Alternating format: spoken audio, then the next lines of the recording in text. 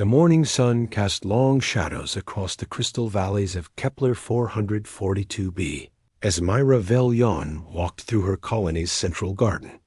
The pale blue woman moved with the graceful steps of her people, her large dark eyes scanning the peaceful settlement that had been her home for 23 years. Around her, other Zilani tended to their glowing fruit trees and harvested the sweet nectar that sustained their community of 12,000 souls. Mira had been born on this world, the daughter of the original colonists who had fled their dying homeworld 3 generations ago. The Zilani were a gentle race. Their bodies evolved for peace rather than conflict. Their slender frames and delicate features reflected a species that had never known war, never needed to fight for survival against predators or enemies.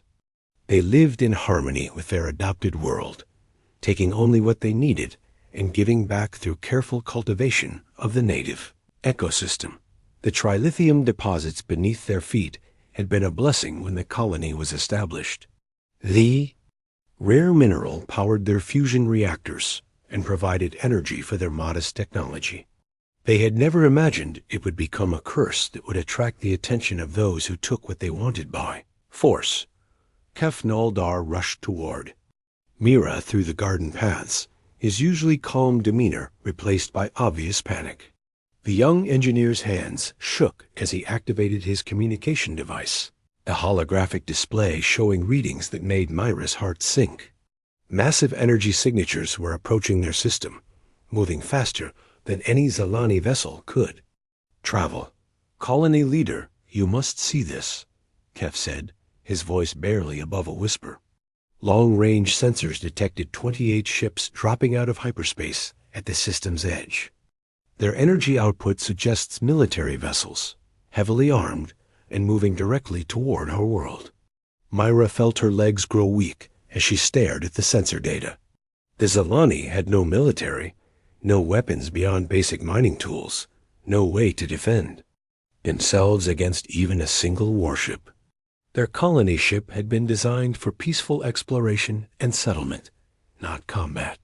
They had never needed to learn the art of war because they had never encountered anyone who practiced it. Have you tried to establish communication with them? Mira asked, though she already feared the answer from the look in Kef's eyes. We sent standard greeting protocols in 17 different languages, including universal mathematical sequences. They responded with what our computers translated as a demand for immediate surrender of all trilithium mining operations. They gave us no time to negotiate, no opportunity to explain our situation. The sky above them began to darken as massive shapes blotted out the sun. The Korthic fleet had arrived in orbit, their dreadnoughts casting ominous shadows across the colony. Below, each ship was larger than the Zilani's original colony vessel, bristling with weapon systems that could reduce their peaceful settlement to ash within minutes. Mira watched in horror as bright flashes appeared in the orbital darkness, followed moments later by thunderous explosions that shook the ground beneath their feet. The aliens were demonstrating their power by destroying sections of forest several kilometers away, turning ancient trees into smoking craters. The message was clear without need for translation. A new voice crackled through the colony's communication. System, harsh and guttural compared to the musical tones of Zilani speech. The universal translator struggled to convert the alien words, but the meaning came through with terrible clarity. I am Commander Dex Korthic of the Korthic Dominion. This world now belongs to us. You have 72 hours to evacuate all personnel from the trilithium mining sites. Any resistance will result in the immediate execution of your population. Comply or die. The transmission ended, leaving only silence broken by the distant rumble of more demonstration strikes. Mira felt the weight of 12,000 lives pressing down on her shoulders as she realized their peaceful existence was about to end. The Korthic had given them an impossible choice: abandon their home and everything they had built, or face annihilation. Throughout the colony, Zilani families huddled together in their crystalline homes, parents trying to comfort children who had never known fear. The elderly remembered stories from their original homeworld about species that took what they wanted through violence, but those had seemed like ancient myths until now.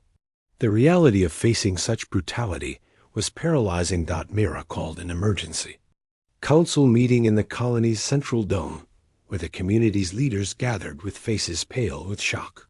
Engineer Kef Naldar brought technical readouts showing the overwhelming firepower of the ships above them.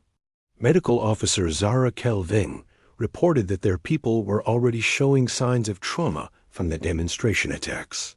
Agricultural Coordinator Dren Morkas calculated that they had insufficient transport capacity to evacuate even half their population in the time given. "We have no weapons, no shields, no way to fight back," said Councilmember Therenvel Cole, his voice heavy with despair. "Our ancestors chose the path of peace, and now that choice will destroy us. We cannot defend ourselves against such monsters." The council debated their limited options as the hours ticked by. They could attempt to hide in the underground mining tunnels, but the Korthic sensors would easily detect their life signs. They could try to negotiate for more time, but the aliens had already made their position clear. They could scatter across the planet's surface, but without their technology and infrastructure, most would die from exposure to the harsh wilderness.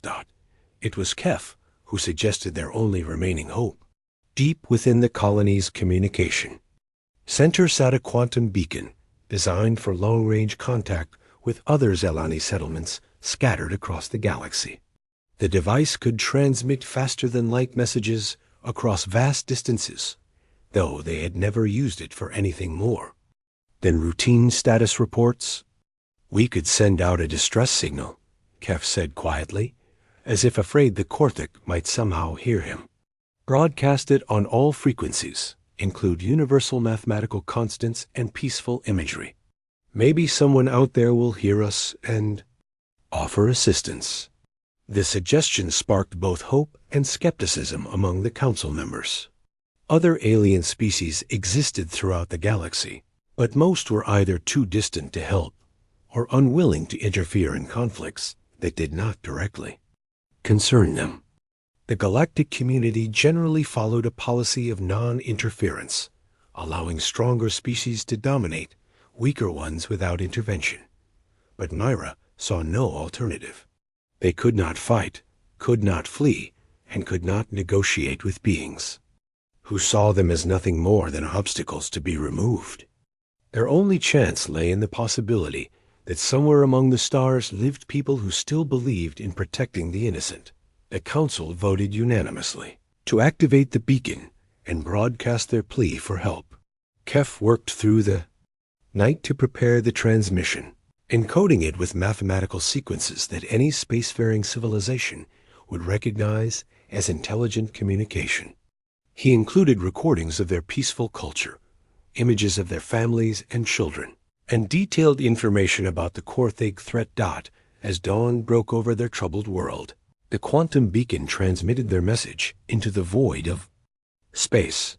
The signal raced outward at impossible speeds, carrying the desperate hope of a peaceful people facing extinction. They had no way of knowing if anyone would receive it, let alone care enough to respond. Light years away in a sterile monitoring station orbiting Earth's moon, Lieutenant Commander Jake Murphy was finishing another routine night shift. The banks of computers around him processed thousands of signals from across the galaxy, most of them natural phenomena or automated transmissions from human deep space probes.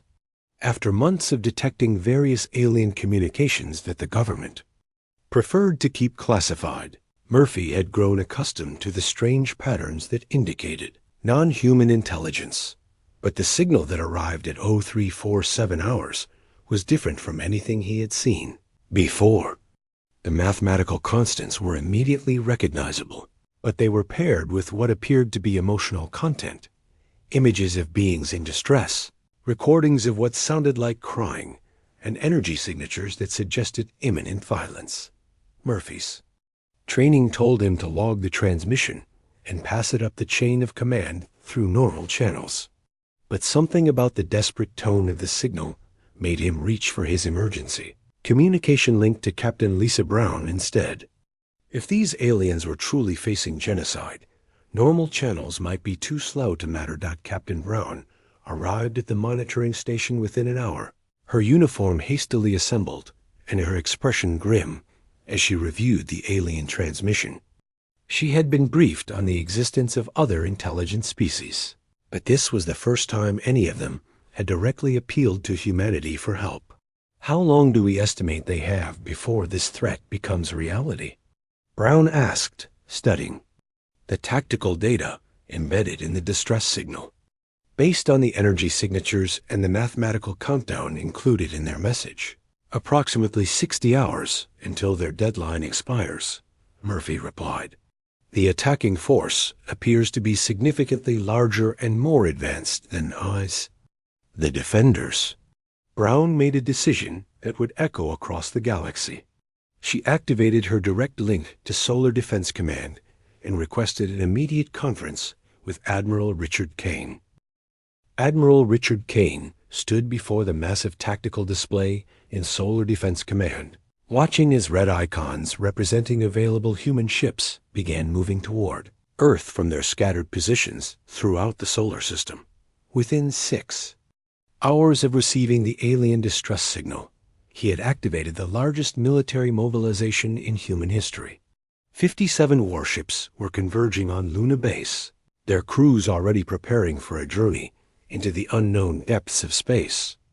UEF Defiance, Kane's flagship, dominated the assembly point with its imposing bulk. The massive dreadnought stretched over 2 kilometers in length, its hull bristling with rail cannons and missile pods that had been designed to fight other human vessels during the Mars Rebellion. Captain Sam Rodriguez had commanded the ship through 12 major battles, earning a reputation as one of humanity's most skilled tactical officers. Rodriguez reviewed his crew assignments as the Defiance prepared for departure. Lieutenant Amy Chun would handle tactical operations from her position at the weapons console, her expertise in electronic warfare making her invaluable for fighting unknown alien technology. Commander Paul Garcia supervised the engineering department, ensuring their fusion reactors and hyperspace drives could handle the strain of extended combat operations. Colonel Beth Turner commanded the ship's Marine contingent, 300 soldiers, trained in zero-gravity combat and hostile environment operations. The human fleet represented the combined military might of Earth, Mars, and the outer colonies. 3 heavy carriers brought their complement of fighters and bombers, sleek vessels designed for rapid strikes against enemy formations. 12 battlecruisers provided heavy firepower while maintaining the speed necessary for complex tactical maneuvers. 42 destroyers served as the fleet's scouts and flanking units, their crews experienced in the hit-and-run tactics that had proven so effective during humanity's various conflicts. Each ship carried weapons and technology that had been refined through decades of warfare among human factions. Kinetic railguns could accelerate tungsten slugs to 15% of light speed, delivering devastating kinetic energy to targets thousands of kilometers away. Fusion torpedoes packed enough explosive power to crack asteroid hulls, while defensive systems included both energy shields and reactive armor plating. Admiral Kane addressed his fleet commanders through secured communication channels as they prepared to depart Earth's protective embrace. The assembled captains represented the best military minds humanity had produced, veterans of conflicts that had raged from the asteroid belt to the moons of Jupiter. They had fought pirates, rebels, and corporate mercenaries, but none had ever faced truly alien opponents. "We are about to make first contact with hostile alien forces," Kane announced to his officers. "Our mission is simple: protect innocent civilians from genocide and establish humanity's position as a defender of galactic peace. We go in prepared for anything, but we remember that we represent our entire species in this action." The fleet departed from Luna Base in formation, their hyperspace drives engaging in sequence to avoid gravitational interference. The journey to Kepler 442b would take 3 weeks at maximum speed, traveling through star systems that had never been visited by human explorers. Long-range sensors probed ahead of their path, searching for any signs of alien activity or potential threats. During the first week of travel, the fleet encountered nothing but empty space and distant stars. The crew used the time to run combat simulations and study what little data they had about their unknown enemies. Intelligence analysts worked around the clock to decode additional information from the Zelani distress signal, building tactical profiles of both the defenders and attackers. The second week brought their first contact with alien civilization. As they passed through the Hestari trade routes, the spider-like Hestari operated merchant vessels throughout this region of space. Their 8-legged forms adapted for movement in zero-gravity environments. Their ships resembled metallic webs stretched between geometric frames, beautiful but utterly alien to human sensibilities. Captain Rodriguez ordered the fleet to reduce speed and adopt non-threatening formations as they approached a Hestari convoy. The aliens had detected the human ships on their sensors and appeared to be broadcasting some form of communication attempt. Lieutenant Chun worked to establish translation protocols while the two groups of vessels maintained careful distance from each other. The Hestari captain's image appeared on the Defiance's main screen, his compound eyes reflecting the bridge. Lighting his mandibles clicked nervously beneath his speaking apparatus. The universal translator struggled with the complex harmonic patterns of Hestari speech, but eventually produced understandable words in heavily accented English. Unknown. Vessels, please identify your species and intent, the alien captain requested, his voice carrying undertones of barely controlled fear. Your energy signatures indicate massive weapon systems and propulsion technology beyond our understanding. We mean no harm and carry only legitimate trade goods. Captain Rodriguez responded carefully, knowing that his words would represent humanity's first diplomatic contact with galactic civilization. We are humans from the planet Earth, responding to a distress signal from the Kepler 442 system. We have no hostile intent toward your people and request safe passage through this region.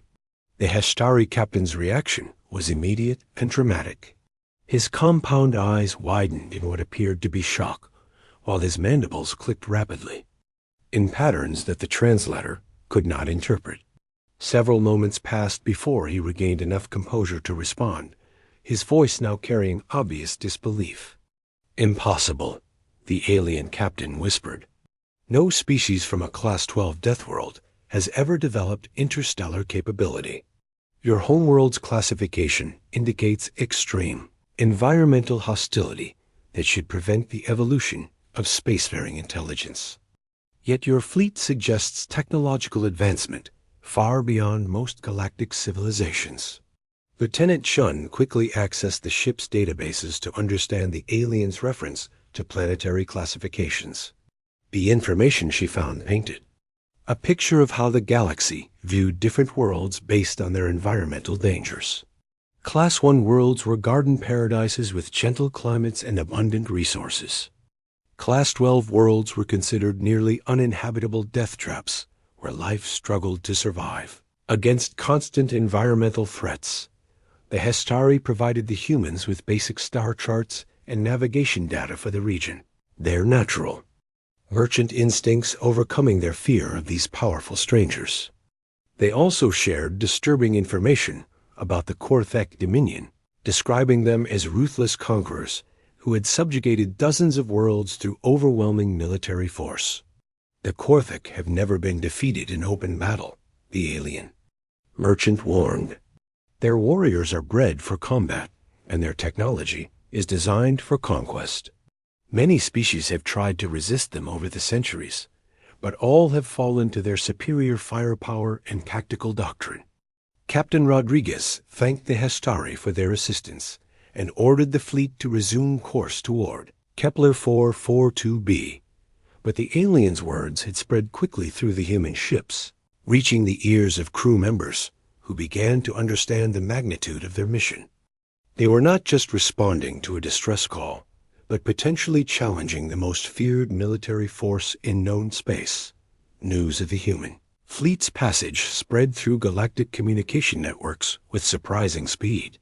The Hestari merchants transmitted reports of their encounter to trading partners throughout the region, describing the massive armada of unknown vessels moving toward Korthik territory.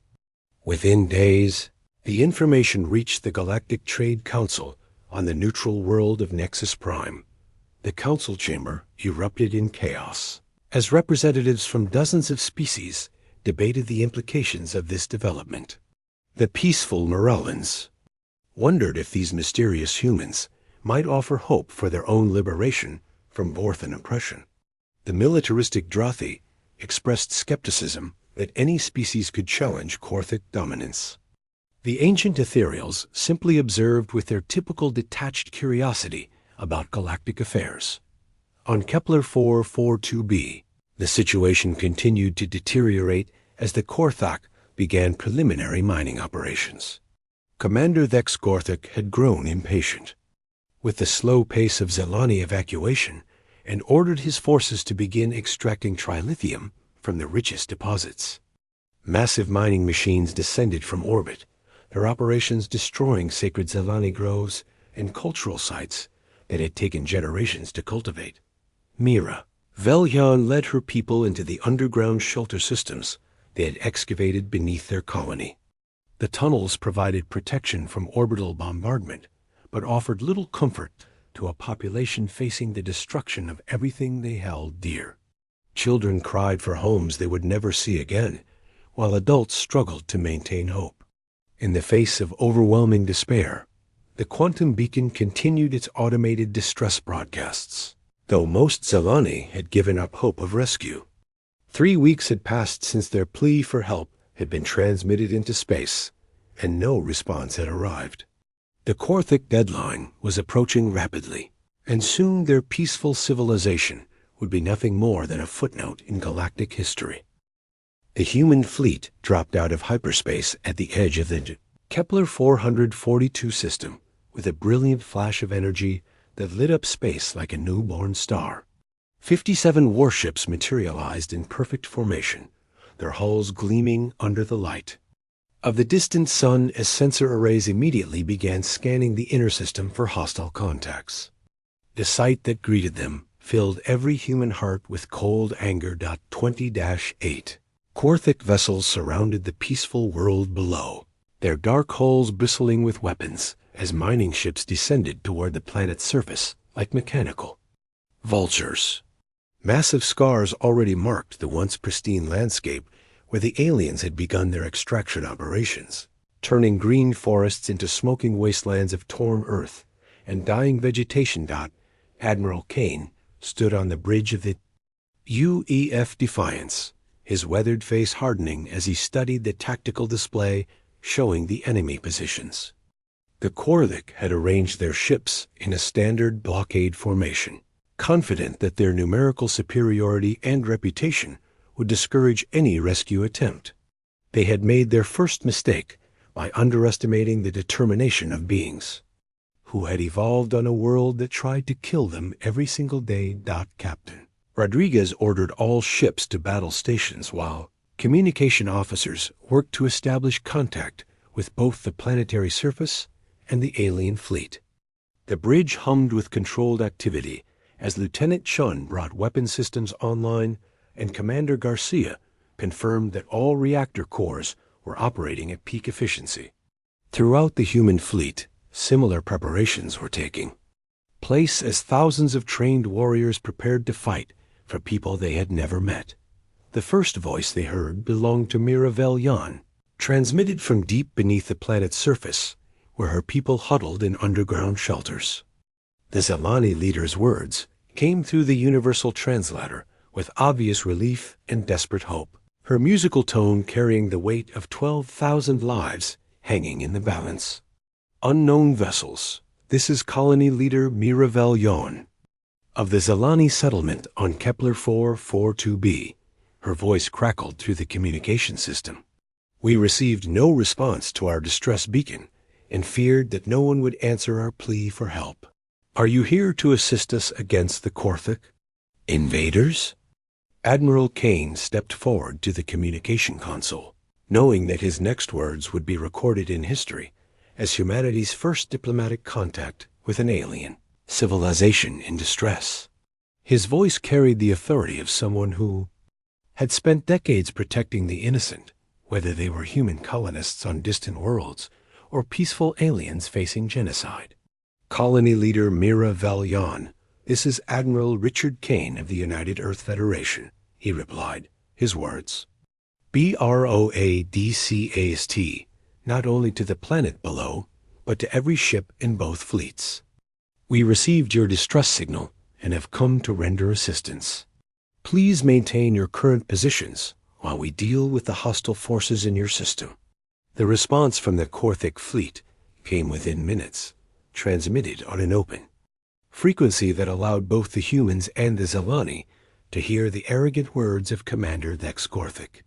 The reptilian voice carried the casual cruelty of someone who had conquered 17 worlds and never faced serious resistance, his translator converting alien words into coldly threatening phrases.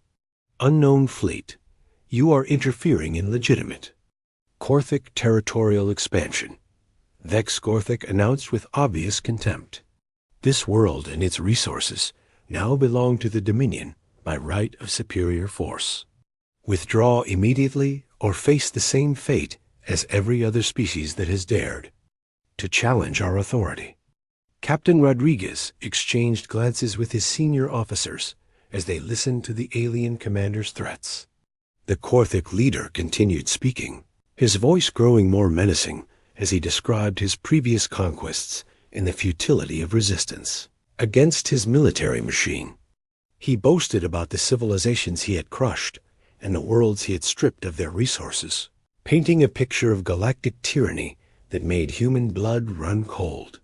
We have destroyed the fleets of the Valari Republic, enslaved the peaceful Nexari tribes, and brought the warrior clans of Dratha to their knees, Thex Korthik declared with obvious pride. Your pathetic rescue attempt will end the same way as all the others. Surrender now, and we will grant you swift deaths instead of the prolonged suffering we reserve for those who defy us. The Korthik commander made his final mistake when he threatened to execute Zelani prisoners if the human fleet did not withdraw within 10 minutes. The bridge of the Defiance fell silent as every officer heard the casual way the alien described his plans to murder innocent civilians, their faces hardening with the righteous anger that had driven humanity to fight against tyrants throughout their violent history. Admiral Kane's response became the stuff of legend throughout the galaxy. His words broadcast on frequencies that reached every inhabited world within 50 light years. His voice carried the cold fury of someone who had seen too much suffering caused by those who preyed upon the weak, backed by the firepower of a species that had never learned to back down from a fight. This is Admiral Richard Kane of the United Earth Federation, he announced, his words cutting through space like a blade of ice. You have exactly 10 minutes to cease all hostile operations and withdraw your forces from this system. Any harm to the civilian population will be met with the complete destruction of your fleet. You have been warned. The communication channel fell silent as both sides prepared for the confrontation that would determine the fate of the Zelani people and establish humanity's place in galactic civilization. Throughout the human fleet, weapon systems powered up while tactical computers calculated firing solutions for the enemy vessels. The Korthik ships began moving into attack formation, their commanders confident that their superior numbers and battle experience would quickly crush these unknown aliens. On the planet's surface, Mira Valyan emerged from the underground shelters, with several hundred other Zelani, their large eyes straining to see the distant lights of the opposing fleets through the planet's thin atmosphere. For the first time in weeks, the gentle aliens dared to hope that their nightmare might be coming to an end. The strange new voices from space had spoken with authority and determination, promising protection for people they had never met. Commander Thex Gorthic studied the tactical readings from his flagship's sensors, trying to understand what he was facing. The human ship's registered energy signatures, unlike anything in his database, their designs appearing crude and primitive compared to the elegant curves of Gorthic architecture. Yet something about their formation and positioning suggested military doctrine far more sophisticated than their appearance indicated. The Gorthic fleet had fought dozens of battles against various alien species, always emerging victorious through superior firepower and tactical coordination.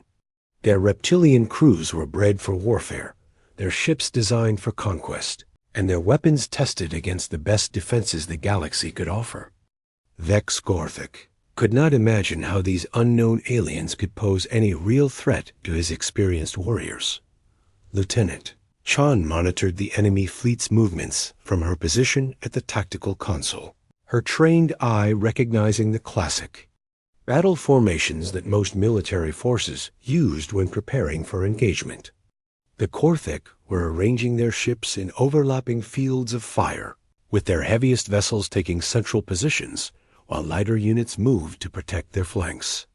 It was a textbook approach that had probably served them well against other alien opponents, but the Gorthic had never fought humans before, and they had no understanding of what 3 billion years of evolution on a death world had created.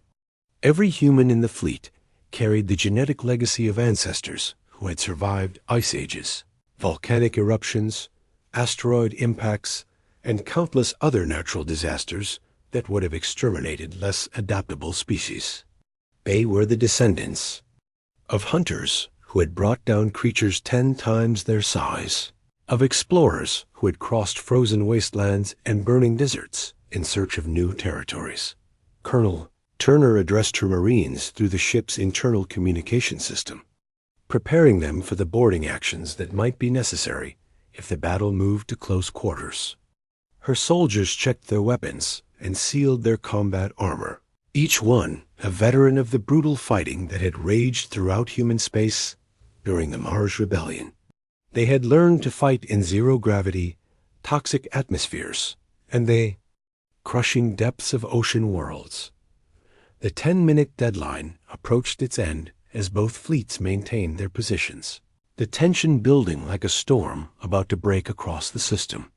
Long-range sensors showed that several other alien vessels had dropped out of hyperspace at the system's edge, drawn by reports of the confrontation that was about to determine humanity's future role in galactic affairs. Admiral Kane watched the countdown timer reach its final seconds, knowing that the next few hours would either establish Earth as a power to be respected throughout the galaxy or see his entire fleet destroyed in humanity's first major defeat at alien hands. His crews were ready, his ships were prepared, and his cause was just. The Gorthic had chosen to threaten innocent civilians, and they were about to learn why that was always a fatal mistake when dealing with humans. The first shot of the battle came from the Gorthic flagship as Commander Thex Gorthic ordered his plasma cannons to fire on the UEF Defiance. Brilliant streams of superheated energy lanced across space, striking the human dreadnought's deflector. Shields and explosions of blinding light that should have crippled any normal vessel. Instead, the massive human ship absorbed the impact without even slowing down, its advanced shielding technology dissipating the alien weapon's energy like water hitting a stone wall. Captain Rodriguez felt the slight tremor as enemy fire struck. His ship, but the tactical display, showed minimal damage to their defensive systems. The Gorthic had opened with their most powerful weapons, expecting to destroy or disable the human flagship in their opening salvo. Their failure to achieve any meaningful result sent a shock wave of disbelief through the alien fleet as they realized these unknown opponents possessed defensive capabilities far beyond their expectations. The human response came 30 seconds. Later, as Lieutenant Chun fired the Defiance's main railguns for the first time in combat against alien targets. 6 tungsten slugs, each weighing several tons and accelerated to 15% of light speed, streaked across the void toward the Korthik flagship. The kinetic projectiles struck with the force of nuclear weapons, punching through the alien ship's armor plating, like bullets through paper, and sending fragments of whole metal spinning into space. Thick Korthik staggered as his bridge shook under the impact of weapons unlike anything in his experience. Korthik plasma cannons and particle beams were energy weapons that could be deflected by proper shielding, but these human projectiles delivered pure kinetic force that simply overwhelmed any defense. Half of his ship's weapon systems went offline in the first exchange, and damage reports flooded in from compartments that had been breached by the devastating impacts. The battle erupted across the entire system as both fleets engaged in deadly combat. Human destroyers moved with impossible speed and agility, their crews trained in the three-dimensional tactics that had been developed during Earth's asteroid mining operations. They swarmed around the larger Korthik vessels like wolves attacking a herd of massive prey, their smaller railguns and missile systems striking at critical points while avoiding the aliens. Return fire. Captain Sarah Walsh commanded the destroyer UEF Lightning as it dove beneath a Korthik cruiser, her crew firing continuously at the alien ship's reactor housing. The reptilian warriors had never faced opponents who could maneuver in zero gravity with such natural skill. Their own vessels, designed for the more predictable combat patterns used by other galactic civilizations. Human ships twisted and rolled through impossible angles, their crews enduring gravitational forces that would have killed most alien species. The 3 human carriers launched their fighter wings into the battle, sending over 200 small craft screaming toward the Korthik formation. Pilot Commander Tony Martinez led the first squadron as they engaged alien fighters for the first time, his experienced hands guiding his ship through a deadly dance of missiles and energy beams. The human fighters were smaller and faster than their opponents, built for the quick strikes and evasive maneuvers that had proven so effective during the Jupiter campaign. Colonel Turner received permission to launch the first boarding action in galactic history as her Marines prepared to assault a damaged Korthik destroyer. The alien vessel had lost most of its defensive systems after taking multiple railgun hits. Its hull breached in several locations that would allow human boarding pods to penetrate its interior. Turner selected her best assault team for this unprecedented mission, knowing that everything they learned would help determine the outcome of future battles. The boarding pods launched from the Defiance like bullets from a gun, their armored hulls designed to penetrate enemy vessels and deliver Marines directly into hostile territory. Each pod carried 12 soldiers in full combat armor, their weapons and equipment adapted for fighting in zero-gravity and potentially toxic atmospheres. The pods struck the Korthik destroyer's hull with tremendous impact, their drill heads boring through alien metal to create entry points for the assault teams. Turner led her Marines through the breach into the alien ship's interior, her helmet lights illuminating corridors designed for reptilian physiology rather than human anatomy. The Korthik crew had never faced borders before, their military doctrine focusing on ship-to-ship combat rather than internal defense. They were unprepared for humans who moved through their vessel like deadly shadows, using mag boots and thruster packs to navigate in ways their opponents could not match. The alien warriors were larger and stronger than humans individually, their reptilian hides providing natural armor against small arms fire. But they had never developed the tactical flexibility and adaptability that came from evolving on a world where survival required constant innovation. Human Marines used their smaller size to move through maintenance shafts and service tunnels, appearing behind enemy positions and disappearing before the confused Korthik could respond effectively, Lieutenant Chun coordinated the fleet's electronic warfare capabilities from her position aboard the Defiance, using human computer systems to penetrate alien networks and turn their own sensors against them. The Korthik had relied on their technological superiority for centuries, never imagining that an apparently primitive species could match their computational power. Human programmers had learned their skills during the cyber wars that had raged across Earth's data networks, giving them experience in digital combat that translated perfectly to military applications. The battle raged for 3 hours as both fleets hammered each other with weapons that lit up space like a deadly fireworks display. But gradually, the superior human tactics and technology began to tell as Korthik vessels were systematically destroyed or disabled. The aliens had expected a quick victory against opponents who appeared to be technologically inferior, but instead found themselves fighting the most dangerous military force they had ever encountered. Commander Thex Korthik watched in growing horror as his fleet was methodically torn apart by enemies who seemed to anticipate his every tactical move.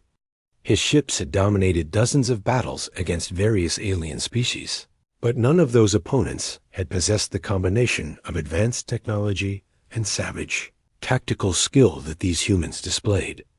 Every formation he tried was countered. Every strategy he employed was turned against him. The human fleet fought with a coordination and discipline that spoke of extensive combat experience, their crews working together like parts of a single, massive organism. Captain Rodriguez commanded the overall tactical effort from the Defiance, his orders transmitted to other ships with the precision of a conductor directing an orchestra. The humans moved their formations through complex maneuvers that maximized their firepower while minimizing their exposure to enemy weapons. Admiral Kane observed the battle from his command center, noting how his crews adapted to fighting alien opponents with the same flexibility they had shown during purely human conflicts. The Korthik were skilled warriors with powerful weapons, but they lacked the innovative thinking that came from evolving on a world that constantly challenged its inhabitants with new and deadly problems. They fought according to established patterns that human commanders quickly recognized and exploited. On the planet's surface, Miravel Yon and her people watched the battle through telescopes and sensor equipment, seeing their oppressor's fleet slowly being destroyed by these mysterious protectors from distant Earth. The Zelani had never witnessed space combat before, but even their peaceful minds could recognize that they were seeing military genius in action as the human ships systematically dismantled a force that had terrorized the galaxy for generations. The turning point came when Captain Rodriguez launched a coordinated assault on the Korthik command ship, concentrating the fire of 6 battlecruisers on Nex Korthik's flagship. The alien commander had made the mistake of trying to rally his scattered forces, making his vessel an obvious target for human gunners who had trained for years to hit moving targets in 3-dimensional space. Railgun slugs and fusion torpedoes converged on the enemy flagship from multiple angles, overwhelming its defenses and tearing through its hull like a storm of metallic death. Vex, Korthik's final transmission was cut short as his bridge exploded. Around him, the reptilian commander dying without ever understanding how his superior forces had been defeated by opponents he had dismissed as primitive. His death marked the beginning of the end for the Korthik fleet, as their remaining ships lost coordination and began fighting as individual units rather than a cohesive force. The human assault intensified as Admiral Kane ordered all ships to press their advantage, giving the demoralized aliens no time to recover from the loss of their leader. Human destroyers hunted down fleeing Korthik vessels while the battle cruisers finished off damaged enemies that might otherwise escape to fight another day. The massacre continued until only 3 alien ships remained functional, their crews desperately trying to reach hyperspace before the humans could complete their destruction. Captain Rodriguez granted mercy to the surviving Korthek vessels, allowing them to retreat rather than pursuing them to total annihilation. The silence that followed the battle felt strange after hours of weapons fire and explosions that had lit up the Kepler 442 system like a deadly light show. Captain Rodriguez stood on the bridge of the UEF Defiance, watching as his crew began the careful work of searching through the wreckage for any surviving Korthek personnel. Despite their enemies' threats to execute innocent civilians, the humans followed their military doctrine of showing mercy to defeated opponents and providing aid to those who could no longer fight. Admiral Kane ordered search and rescue operations throughout the debris field, sending shuttles and recovery ships to locate alien escape pods and survivors trapped in damaged vessel sections. The concept of mercy toward enemies who had just tried to kill them was completely foreign to galactic military tradition, where defeated forces were typically left to die in space or enslaved by their conquerors. This act of compassion would be recorded by the various alien observers who had arrived to witness the battle, adding to humanity's growing reputation as protectors rather than conquerors. Lieutenant Shun coordinated the rescue efforts from her tactical station, using the fleet's advanced sensors to locate life signs among the floating debris.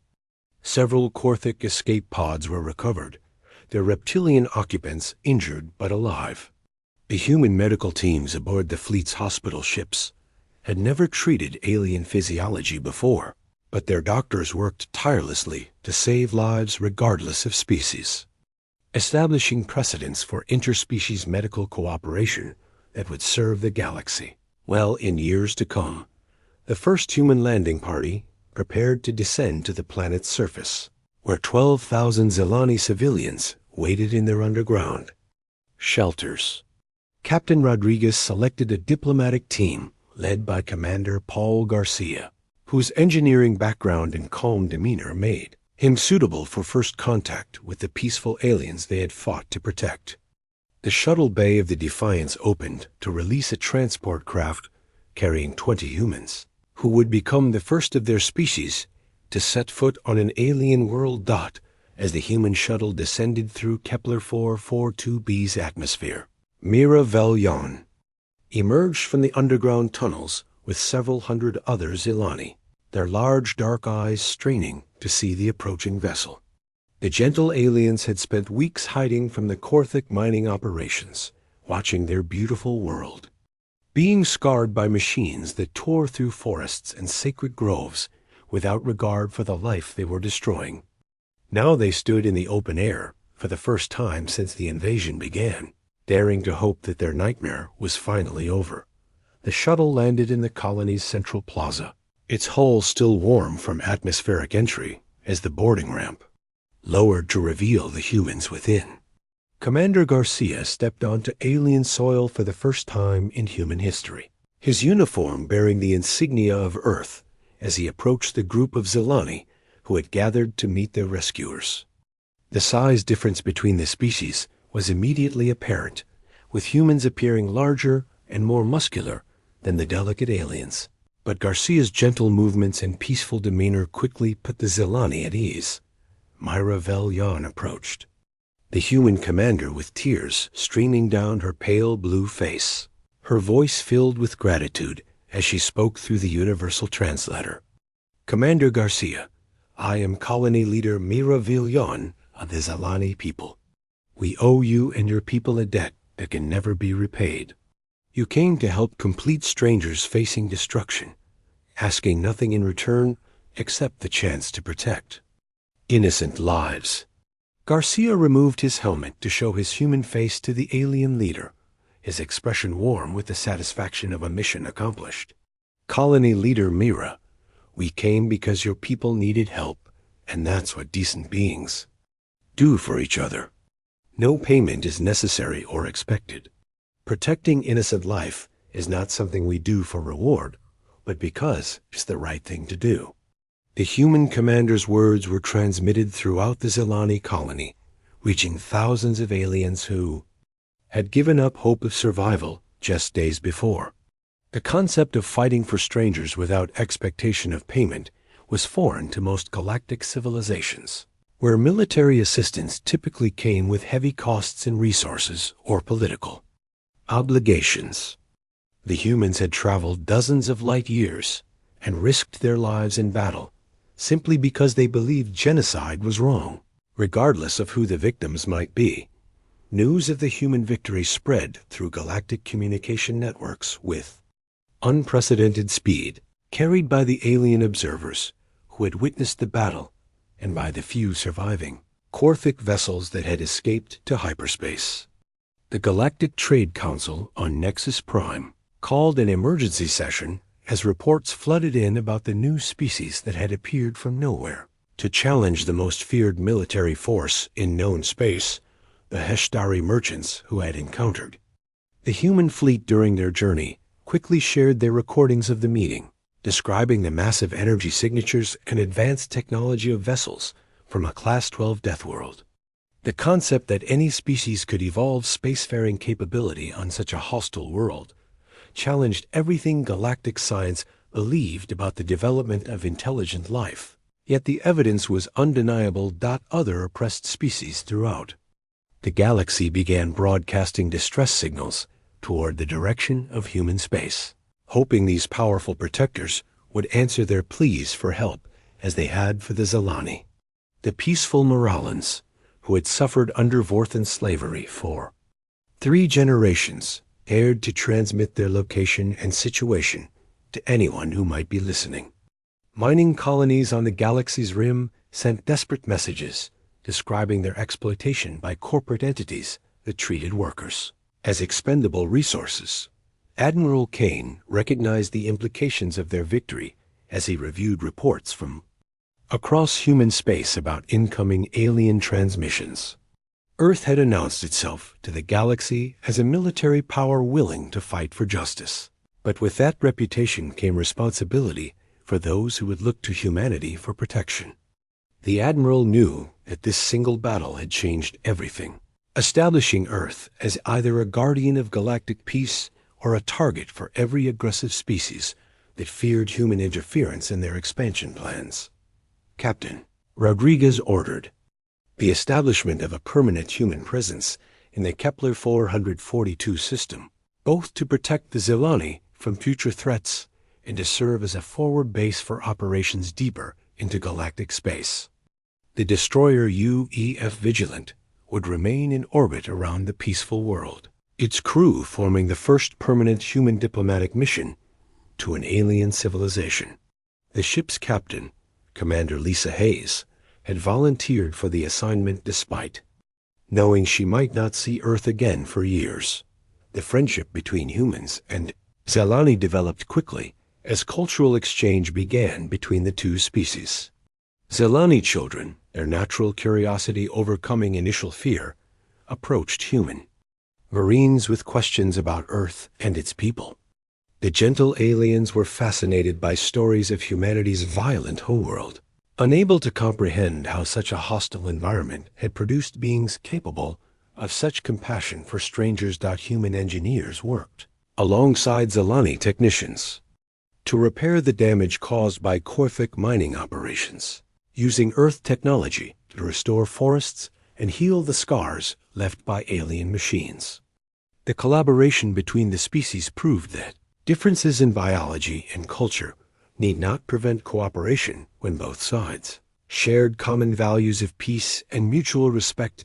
Mira Velyan established a cultural center where humans could learn about Zelani history and traditions while her people studied Earth's development from a primitive world into a spacefaring civilization.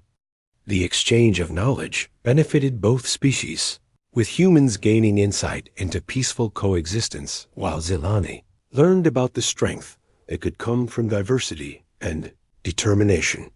The final scene of humanity's first contact with galactic civilization took place in the Zelani colony's main hall, where representatives of both species gathered to sign a formal alliance.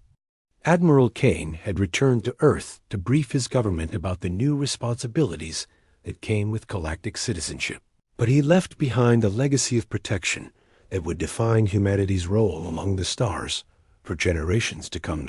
As Captain Rodriguez prepared the main fleet for its return journey to Earth, his sensors detected dozens of new distress signals from across the galaxy. Species that had suffered in silence for centuries now dared to hope that help might be available from the powerful newcomers, who had proven that right could triumph over might when backed by sufficient determination and firepower. The UEF Defiance received its new orders as Rodriguez stood on his bridge, looking out at the stars that no longer seemed so cold and empty. Humanity had found its purpose in the galaxy, not as conquerors seeking to build an empire, but as guardians protecting those who could not protect themselves. The universe was vast and full of dangers, but it also contained countless civilizations that deserved the chance to live in peace. The human fleet departed Kepler 442b with the knowledge that they had changed galactic history forever. They carried with them the gratitude of 12,000 Zelani lives saved from extinction and the responsibility of answering the calls for help that continued to arrive from across known space.